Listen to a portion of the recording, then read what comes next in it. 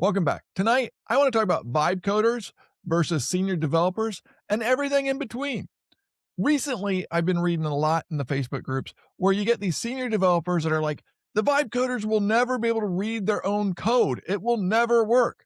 And then you've got a lot of us that are like, we use AI on a daily basis. We vibe code all the time. We understand the fundamentals and we think it will work. And let me tell you why. Because the vibe coders are getting it.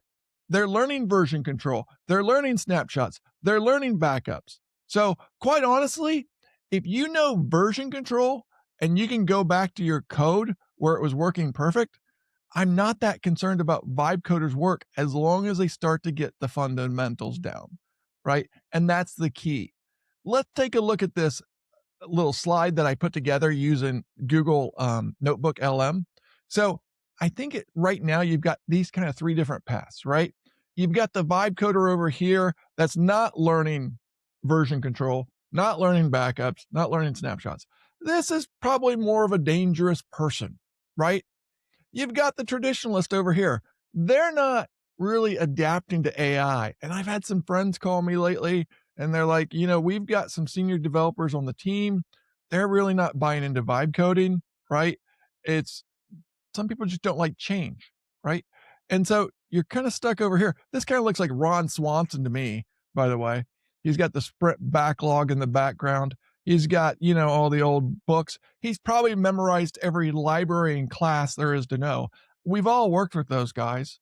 So anyhow, and then here you probably have me, right? Where I'm definitely not a senior developer. I spent most of my life in IT management. My early years, I was a developer. So I understand, if then statements, case statements, functions, procedures, the basics, right?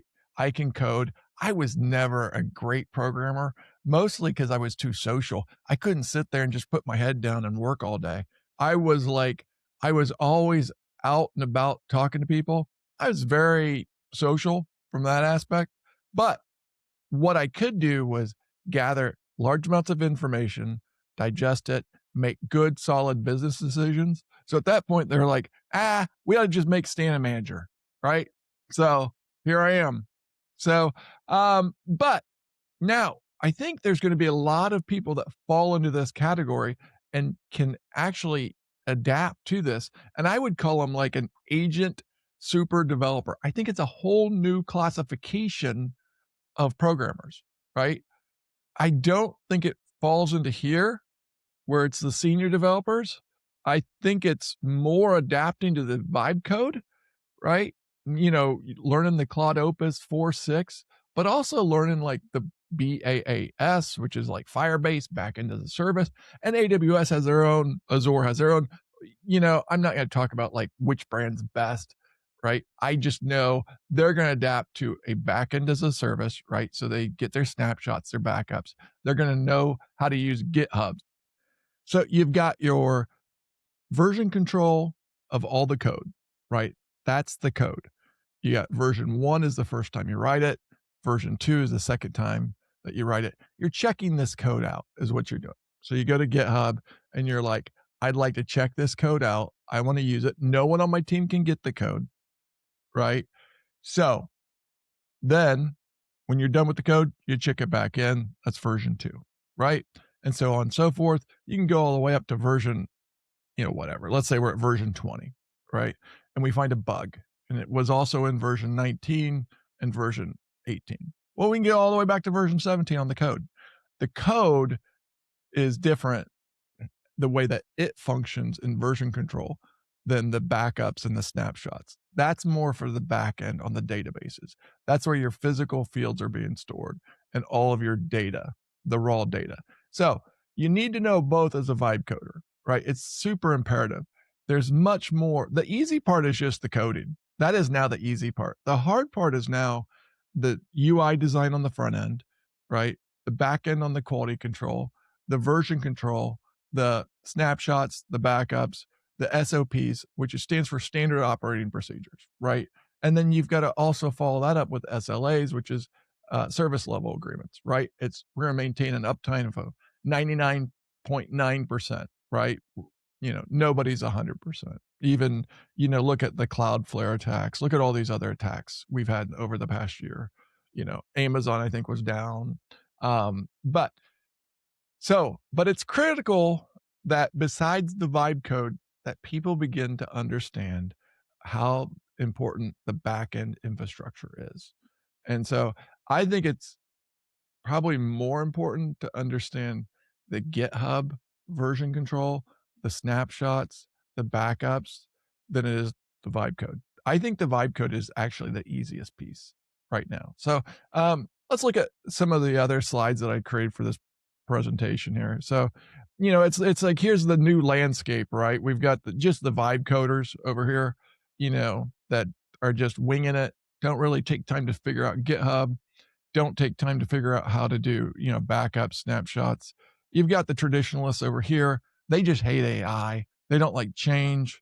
Neither way is correct. And now you got the agent super developers, the agentic super developers over here.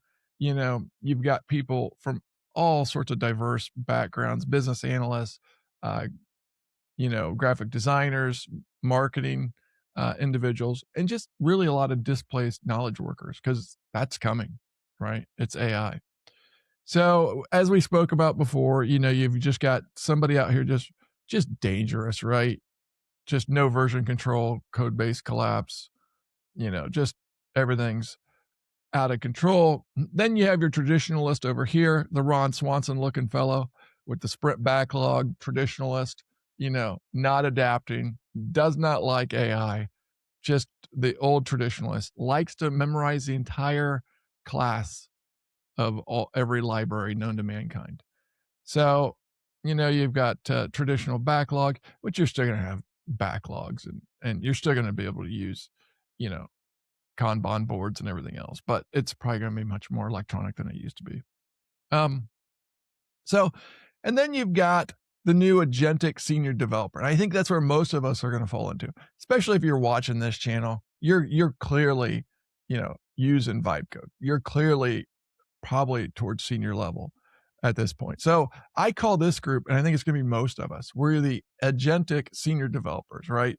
Where we understand, GitHub, the backups, the snapshots, redundant safety methods like 3-2-1 on your backups, right? And then you've got, once again, talking more about GitHub and the backups. Not a very good slide. I did this in Notebook LM, by the way, so I don't exactly get to pick all the slides. This thing took like 4 hours to put together. It was just, it just kept going through all my sources, and then I'd have to go rewrite all the sources. But anyhow, I didn't get to pick the 1.44 megabit floppy. So I don't think it's 720. But anyhow, it did put, hey, back this up.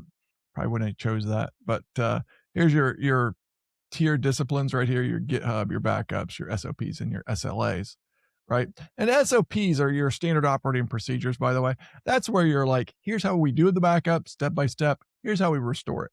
That is super important because you don't want to test your backups and restores the first time you use them, right? You need to test. So that's where the SOPs come in. And SOPs, by the way, are changing, right? SOPs used to be vertical, which was just up and down, step 1, step 2, step 3. Now with the AI in the SOPs, it's not only vertical, but it's horizontal, right?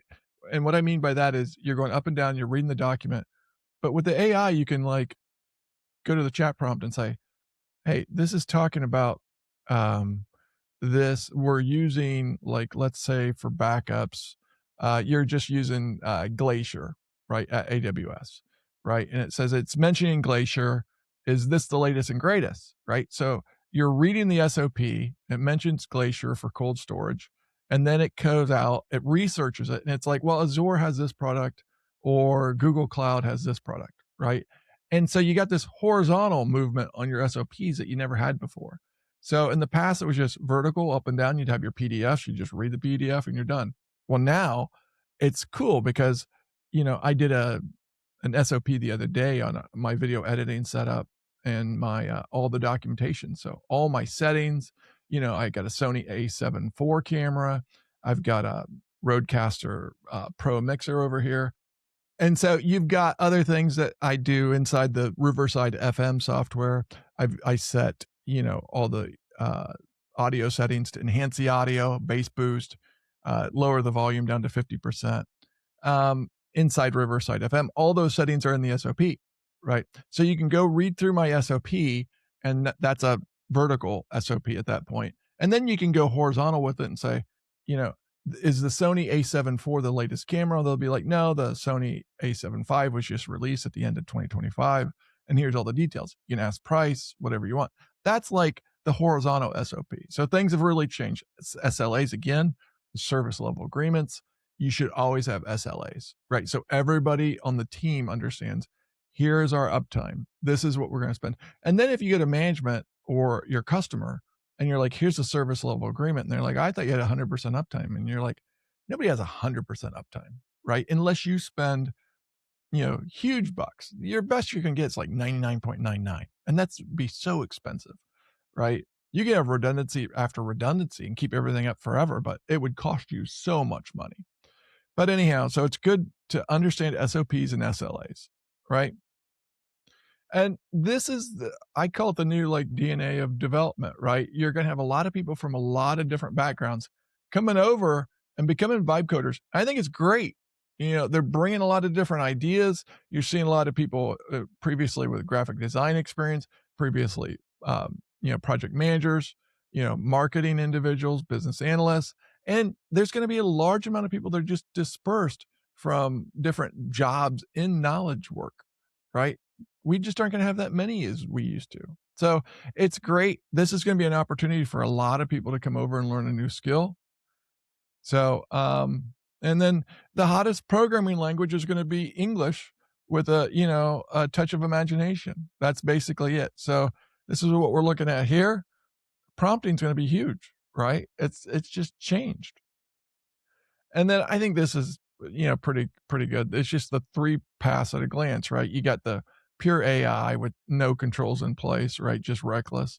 You got the traditional, doesn't like the AI, and, it's just going to be obsolete after a while. And then you got the new person, which is the Agentic Senior Developer, right? This is where we're all going to fall into. If you're watching this channel, you're going to fall into this. You probably have some background in programming. You want to switch. You like to vibe code. And, and if you're new, still fall into this, right? Understand the fundamentals, understand GitHub, go watch a GitHub class, go watch, snapshots, backups, go watch SLAs, go watch SOPs. Those are all critical. Okay. So anyhow, that wraps up tonight. We'll hope to see you tomorrow night. Thanks for watching. Good night.